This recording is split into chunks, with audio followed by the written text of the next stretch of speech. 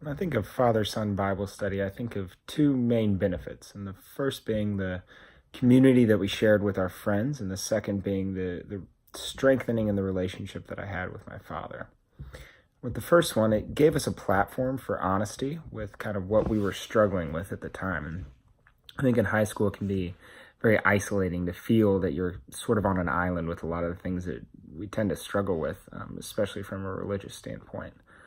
And as we began to open up with those around us, we kind of started to realize that everybody in the room was struggling with very similar things.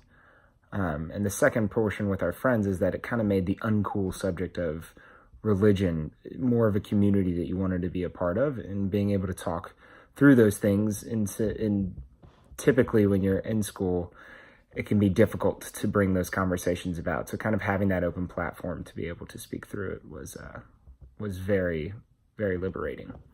The second part was through the relationship with my father, and it just kind of put us in a scenario that you wouldn't typically see him in.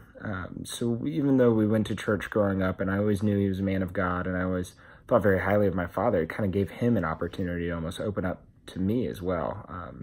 An opportunity they wouldn't necessarily always have to speak about things that he had struggled with in the past from a spiritual standpoint, and things that he was continuing to struggle with today.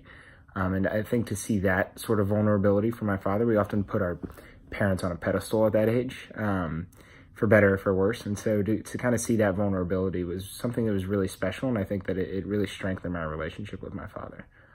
So overall, really enjoyed it growing up, and would highly suggest it to anybody that's considering doing the same.